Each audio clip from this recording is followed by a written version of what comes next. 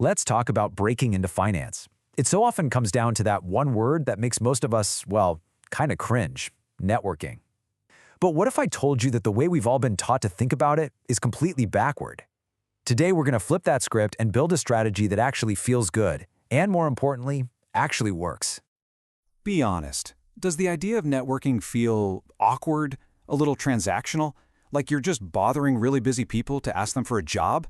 If that sounds familiar, you are definitely not alone. But here's the secret. That mindset isn't just uncomfortable, it's also totally ineffective. And we are about to change it for good. All right, so here's our game plan. First, we're going to completely reframe what networking is. Then we'll talk about building something called relational equity. After that, we'll dive into how to master the informational interview, lay out a smart outreach plan, and finally, wrap it all up by showing you how to play the long game for your entire career. Okay, first things first. We have to tear down the old definition and build a new one. So forget everything you think you know about networking being about asking for favors. We're starting from scratch. Just look at the difference here. On the left, you've got the classic taker mindset. The goal is simple: get a job. The focus is purely on the transaction. It's all about asking, what can you do for me? But now look to the right. The giver mindset changes everything. The goal isn't to get something, it's to learn and to help. The focus shifts from a transaction to a real relationship. It's a total game changer.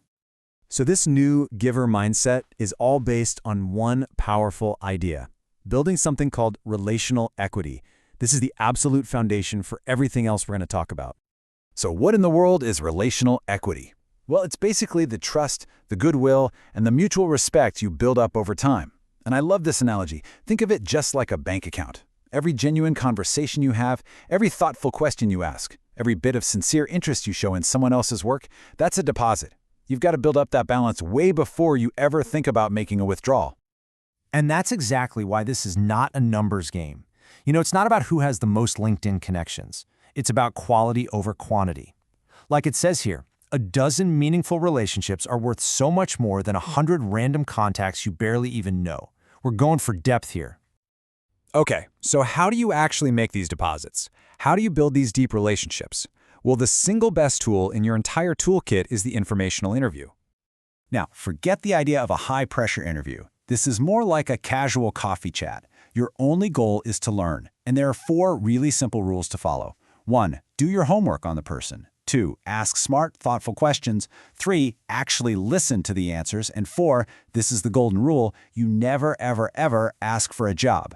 Your goal is to build rapport, not to get a referral. Asking great questions is how you show you've done that homework. So instead of making it about you, make it about them. Ask for their advice, like, what's one skill you think is crucial to develop right now? Or ask for their insight. What's the culture on your team really like? You're showing genuine curiosity about their experience, and people really appreciate that. And then there's the flip side. These questions, these are the conversation killers. The second you ask, can you get me a job? You've just turned a potential relationship into an awkward transaction. You're there to learn. That's it. If you make a real connection, trust me, they might offer to help on their own, but you can't force it. All right, so you know what to do once you're in the conversation. But how do you get these chats on the calendar in the first place? Well, you need a smart, strategic plan. You've got to focus your energy where you'll get the best results. Look at this breakdown. A huge 75%, that's a combination of your alumni network and other warm connections, people you already have some link to. And cold outreach, see how small that is? Just a tiny little sliver? It should be your last resort, not your first move. So when you write your outreach message, it's got to be on point.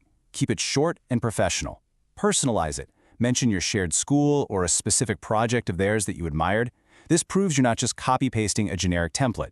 And always, always make the ask small and easy. Would you have 15 or 20 minutes for a quick chat? It's so much easier to say yes to. The conversation isn't over when the call ends. This is how you keep making those relational equity deposits. A quick, personalized thank you note on the same day is an absolute must. Then, maybe a month later, send them an interesting article you think they'd like. A few months after that, check in with a quick update on your own progress. These are super low-effort ways to stay on their radar and keep that relationship warm. And this brings us to our final, and I think most important, section. All of this work, it's not just about landing your next job. It's a strategy for your entire career.